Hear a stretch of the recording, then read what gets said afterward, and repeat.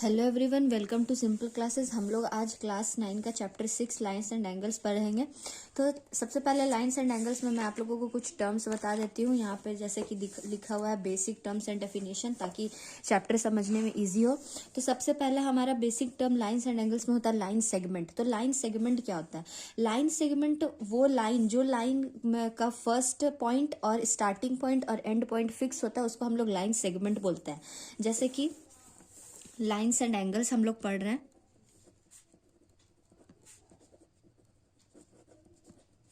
तो lines and angles से सबसे पहले हमारा टर्म है लाइन सेगमेंट। तो लाइन सेगमेंट हम किसे कहेंगे? लाइन सेगमेंट हमारा वो लाइन होता है जिसका स्टार्टिंग का पॉइंट और एंडिंग पॉइंट फिक्स हो। तो ऐसे पॉइंट को हम लोग लाइन सेगमेंट बोलते हैं, जैसे ए और बी। ठीक है, तो इसे हम लाइन सेगमेंट को हम ए बी और ऊपर में एक लाइन ऐसे डिनोट करते हैं। अब होता है दूसरा टर्म है हमारा रे। रे किसे कहते हैं? तो रे होता है वैसा लाइन जिसका एंड पॉइंट फिक्स नहीं होता है। रे बस एक लाइन होता है, जैसे आप स्टार्ट ए से करोगे लेकिन आपका वो चलता जाएगा, चलता जाएगा, उसका कोई एंड पॉइंट फिक्स नहीं होता। तो इसको हम लोग रे को ए बी ऊपर में एक रे खींच देते हैं, इसको हम लोग रे ऐसे डिनोट करते हैं। ठीक है, तो ये था हमारा बेसिक टर्म्स लाइन सेगमेंट रे। अब ये होता है, अब हम लोग लेकिन जब भी हम लोग कोई भी लाइन सेगमेंट या रे लिखते हैं तो हम लोग सिंबल यूज नहीं करते हैं, इसका नॉर्मल लिखते हैं ए बी। ठीक है, अब हमारा तीसरा टर्म है कोलिनियर पॉइंट्स। कोलिनियर पॉइंट्स, अगर कोई भी लाइन में दो से जैसे एक पॉइंट, 2 पॉइंट, 3 पॉइंट, 4 पॉइंट, ये 4 पॉइंट दिया हुआ है, तो ए बी सी डी। तो एक लाइन में जैसे आप देख सकते हो 4 पॉइंट है, तो ऐसे लाइन को जिसमें 4 पॉइंट है, 3 या उससे ज़्यादा पॉइंट रहे, वैसे लाइन को हम लोग कहते हैं कोलिनियर लाइन्स। ठीक है, और नॉन कोलिनियर लाइन्स वैसे लाइन्स जिसमें सिर्फ जिसमें 3 से ज़्यादा पॉइंट नहीं रहते हैं, 2 पॉइंट रहते हैं, उसे हम कहते हैं नॉन कोलिनियर लाइन्स। तो ये हमारे कुछ टर्म्स थे। अब यहाँ पे आगे में हम पढ़ना है, जैसे लाइंस के ये सारे टर्म्स हो गए, लाइन सेगमेंट, रे, collinear points, non collinear points. अब आगे है आप लोगों को जानना है एंगल्स। तो एंगल्स क्या होता है? सबसे पहले तो एंगल्स फॉर्म कैसे होता है? एंगल्स दो लाइन सेगमेंट के मिलने से फॉर्म होता है। जैसे ये एक लाइन है और ये एक लाइन है, तो ये दो लाइन के मिलने से एंगल फॉर्म होता है वर्टेक्स पे। इसे वर्टेक्स कहते हैं, जहाँ पे लाइन दोनों टच करता है उसे वर्टेक्स कहते हैं। तो दो लाइन सेगमेंट के मिलने से जो वर्टेक्स फॉर्म होता है वहां पर हमारा एंगल बनता है। तो यहाँ पर हमारे जैसे देख सकते हैं आप बहुत सारे एंगल्स हैं। तो सबसे पहले एंगल्स के बारे में जानना है आपको कि किस किस टाइप का एंगल होता है। तो सबसे पहले हमारा होता है एक्यूट एंगल। एक्यूट एंगल वैसे एंगल होते हैं, जैसे यहाँ पे एक्स हमारा एंगल है, तो एक्यूट एंगल वैसे एंगल होते हैं जो 0 डिग्री से बड़ा होता है बट 90 डिग्री से छोटा होता है। उसके बाद आता है हमारा राइट एंगल। राइट एंगल वैसा एंगल होता है जो 90 डिग्री होता है। राइट एंगल मतलब कि angle is equal to 90 degree. ठीक है, एक्यूट एंगल मतलब angle is greater than 0 and less than 90 degree. अब हमारा थर्ड एंगल है ऑब्ट्यूस एंगल। ऑब्ट्यूस एंगल आप देख सकते हैं यहाँ पे Z है, तो वैसा एंगल जो 90 डिग्री से बड़ा होता है बट 180 डिग्री से छोटा होता है, वैसे एंगल को हम लोग ऑब्ट्यूस एंगल कहते हैं। जैसे एक्यूट एंगल का एग्जांपल हो गया 0 डिग्री से बड़ा, 15 degree, 30 degree, 60 degree, 80 degree, but 90 degree से छोटा होना चाहिए। राइट एंगल तो 90 डिग्री ही होगा, ऑब्ट्यूस एंगल 90 डिग्री से बड़ा होगा बट 180 डिग्री से छोटा होगा। जैसे कि 110 डिग्री, 150 डिग्री। तो वैसे एंगल जो 90 डिग्री से बड़े होते हैं और 180 डिग्री से छोटे होते हैं उसे ऑब्ट्यूस एंगल बोलते हैं। थर्ड एंगल है हमारा straight angle. Straight angle means 180 degree. जैसे राइट एंगल 90 डिग्री होता है वैसे स्ट्रेट एंगल 180 डिग्री होता है। अब हमारा रिफ्लेक्स एंगल। रिफ्लेक्स एंगल वैसे एंगल होते हैं जो 180 डिग्री से तो बड़े होते हैं बट 360 डिग्री से छोटे होते हैं। 360 आप जानते हैं, पूरा एक राउंड हम लोग कंप्लीट करते हैं तो वो 360 डिग्री होता है। तो इसलिए, और 180 डिग्री स्ट्रेट लाइन खींचिएगा तो 180 डिग्री एंगल फॉर्म होता है। तो वैसे एंगल जो 180 डिग्री से बड़े होते हैं, मतलब ये आधा पूरा एक सर्कल से का आधा से बड़ा होगा बट पूरा एक सर्कल से छोटा होगा। ठीक है, तो मतलब 180 डिग्री से बड़ा बट 360 डिग्री से छोटा, वैसे एंगल को हम कहते हैं रिफ्लेक्स एंगल। तो यहाँ पे कुछ टर्म्स थे जो थे बेसिक टर्म्स थे, जो आप लोग को थोड़ा रिकॉल हो गया होगा लाइन्स और एंगल्स के बारे में। अब यहाँ पे आप जैसे देख सकते हैं कि हमारा अब यहाँ पे हमें नेक्स्ट बताया गया है कि एडजेसेंट एंगल्स क्या होते हैं। तो वैसे एंगल्स जो मान लीजिए दो लाइन सेगमेंट से फॉर्म होता है और बीच में अगर हम कोई एक रे डाल दें तो वैसे दो एंगल्स जो आप एक दूसरे के अगल बगल होते हैं वैसे एंगल को हम एडजेसेंट एंगल बोलते हैं। ठीक है, जैसे यहाँ पर फॉर एग्जाम्पल है angle A B D and angle D B C. वैसे एंगल जिस दोनों में आप देख सकते हो बी कॉमन आ रहा है तो दोनों एक दूसरे के अगल बगल है, इसलिए हम इस एंगल को कहेंगे एडजेसेंट एंगल्स। अब ये पूरा एक एंगल ए बी सी को हम क्या लिख सकते हैं, A B D plus B D B C. ठीक है, तो इसे हम कहते हैं एडजेसेंट एंगल्स। अब यहाँ पे हमारा दूसरा टर्म है लीनियर पेयर ऑफ एंगल्स। तो लीनियर पेयर क्या होते हैं, वैसे एंगल जो दो एंगल को जोड़ के हमारा 180 डिग्री आता है। दो एंगल को जोड़ के अगर 180 डिग्री आ रहा है तो वैसे एंगल को हम लीनियर पेयर कहते हैं। ठीक है, जैसे एग्जांपल में A B D and D B C, तो ये दोनों एंगल को हम लीनियर पेयर कहते हैं। अब हमारा वर्टिकली अपोजिट एंगल। तो वर्टिकली अपोजिट एंगल हमारा कैसे फॉर्म होता है, जैसे आप देख सकते हैं वर्टिकली अपोजिट एंगल। तो वर्टिकली अपोजिट एंगल हमारा तब फॉर्म होगा जब दो लाइन सेगमेंट आपस में एक दूसरे को इंटरसेक्ट करेंगे। इंटरसेक्ट करना मतलब एक दूसरे को एक पॉइंट पे कट करना।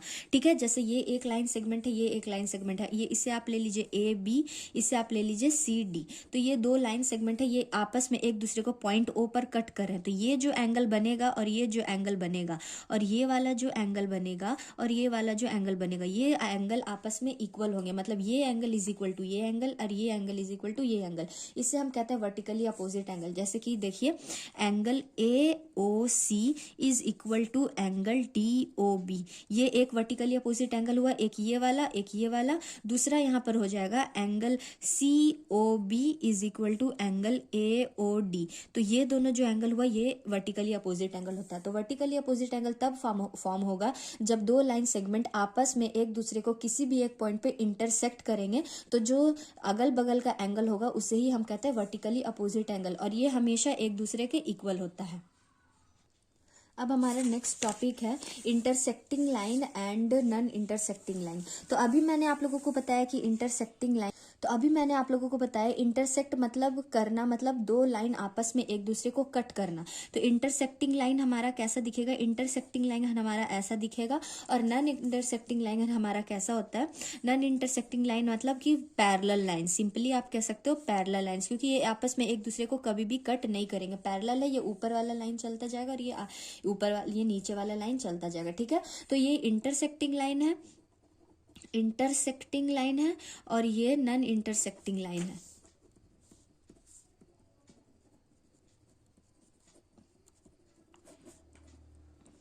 ठीक है, ये इंटरसेक्टिंग लाइंस है और ये नॉन इंटरसेक्टिंग लाइंस है।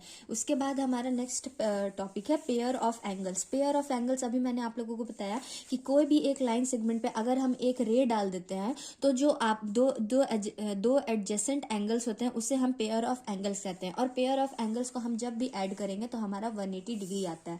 जैसे कि आप एक्सियोम 6.21 में लिखा हुआ है, इफ अ रे स्टैंड्स ऑन अ लाइन।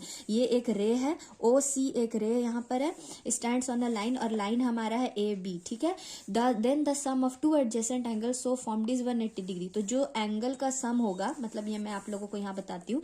जैसे ये एक लाइन सेगमेंट है, यहाँ पर फिगर 6.6 आप लोग देखिएगा, ए और बी, और यहाँ पे एक रे खींचा हुआ है, ये एक रे खींचा हुआ है सी। ठीक है, ओ सी, और ये एक एंगल है और एक ये एंगल है। तो ये angle A O C plus angle B O C is equal to हमारा हो जाएगा 180 डिग्री। ठीक है, इसे हम कहते हैं लीनियर पेयर ऑफ एंगल्स। जब भी दो एंगल्स का सम एडजेसेंट एंगल का सम 180 डिग्री होगा उसे हम कहेंगे लीनियर पेयर ऑफ एंगल्स।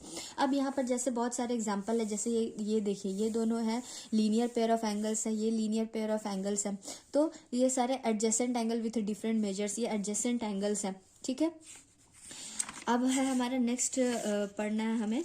यहाँ पर एग्जाम्पल दिया हुआ है कि if the sum of two adjacent angles is 180 degree then the non common arms of the angles form a line. जब कोई भी एंगल जब दो एंगल का सम 180 डिग्री होता है तो ये जो एंगल फॉर्म कर रहा है जो लाइन इसे हम कहने तो ये एक लाइन फॉर्म करेगा। जब दो एंगल का सम 180 डिग्री होगा एडजेसेंट एंगल का सम तो तो जिस पर भी वो 180 डिग्री बना रहा है उसे ही हम लाइन कहेंगे। ठीक है। अगर फिर यहाँ पर दूसरा लिखा हुआ है कि वर्टिकली अपोजिट एंगल जो होता है, जब कोई लाइन अगर एक दूसरे को इंटरसेक्ट कर रहा है तो जो वर्टिकली अपोजिट एंगल होता है वो इक्वल होता है। मैंने जैसे आप लोगों को यहाँ बताया कि कोई दो लाइन एक दूसरे को इंटरसेक्ट करेगा तो वर्टिकली एंगल एक दूसरे के इक्वल होगा। अब यहाँ पर बहुत सारे एग्जाम्पल दिया हुआ है, आप लोग हमेशा पहले एग्जाम्पल सॉल्व करिएगा। मैं एग्जाम्पल नहीं सॉल्व करा रही हूँ क्योंकि वो बुक में किया हुआ है, आप लोग खुद से ट्राई करिएगा तब आप लोगों को और ज्यादा क्लियर होगा। मैं डायरेक्ट एक्सरसाइज पर जा रही हूँ। अब यहाँ पर हमारा एक्सरसाइज है 6.1। एक्सरसाइज 6.1 का फर्स्ट क्वेश्चन है हमारा। यहाँ पर आप देखिए फिगर 6.13 सबसे पहले हम लोगों को बनाना पड़ेगा।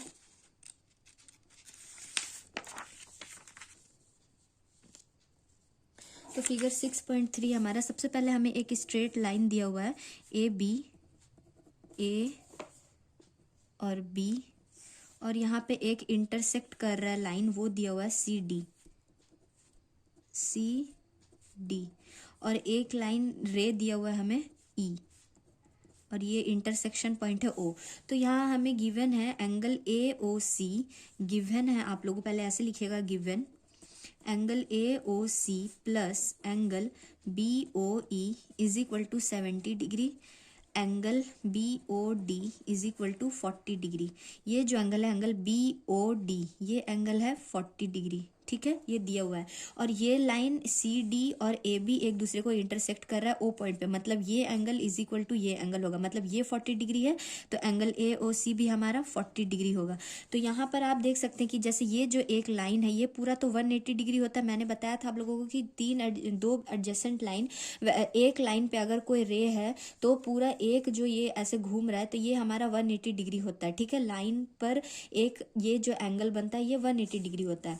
तो angle A O C plus angle C O E plus angle B O E is equal to 180 degree होता है। तो यहाँ पर हमें angle A O C plus angle B O E दिया हुआ है 70 डिग्री, इसका मतलब angle C O E plus 70 degree is equal to 180 degree. यहाँ से हमारा एंगल सी ओ ई निकल जाएगा जो कि होगा 110 डिग्री। ठीक है, अब एंगल सी ओ ई का रिफ्लेक्स, किसी भी एंगल का रिफ्लेक्स एंगल निकालना होता है तो हम 360 डिग्री माइनस थीटा करते हैं, मतलब कि एंगल सी ओ ई का रिफ्लेक्स निकालना है। Reflex of angle C O ई हमारा निकलेगा 360 डिग्री माइनस 110 डिग्री। ठीक है, तो जो कि हमारा हो जाएगा 250 डिग्री। तो हमारा क्वेश्चन नंबर 1 का reflex of angle C O ई निकल गया। अब हमें निकालना है एंगल बी ओ ई, ये एंगल हमें चाहिए। तो आप यहाँ पर देख सकते हैं ये एंगल इज इक्वल टू ये एंगल होता है। ठीक है, और ये एंगल हमें सी ओ ई भी हमारा मिल गया, ये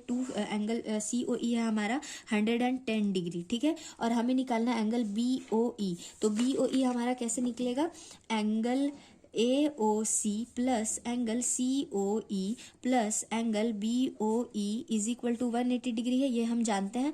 ए ओ सी हमारा दिया हुआ है 40 डिग्री, कैसे, वर्टिकली अपोजिट एंगल। मैंने आप लोगों को बताया कि ये 40 डिग्री है तो ये भी 40 डिग्री होगा क्योंकि सी डी और ए बी एक दूसरे को इंटरसेक्ट कर रहे हैं ओ पर, तो ये 40 डिग्री तो ये भी 40 डिग्री होगा। ठीक है, तो angle A O C 40 degree plus angle C O E अभी हम लोगों ने निकाला 110 डिग्री, और एंगल बी ओ ई हमें फाइंड करना है इज इक्वल टू 180 डिग्री। तो एंगल बी ओ ई हमारा हो जाएगा 180 डिग्री माइनस 150 डिग्री जो कि होता है 30 डिग्री। ठीक है, तो यहाँ पर हमारा क्वेश्चन नंबर फर्स्ट का आंसर है angle B O E is equal to 30 degree and reflex of angle C O E is equal to 250 degree. तो आज के लिए एक्सरसाइज 6.1 का 1 तक रहने देते हैं। हम लोग मिलते हैं नेक्स्ट वीडियो में। नेक्स्ट वीडियो में मैं आप लोगों को आगे के क्वेश्चंस डिस्कस करूंगी। अगर आप लोगों को वीडियो अच्छा लगा हो तो please like share and subscribe, and please subscribe to learn more from YouTube. Thank you.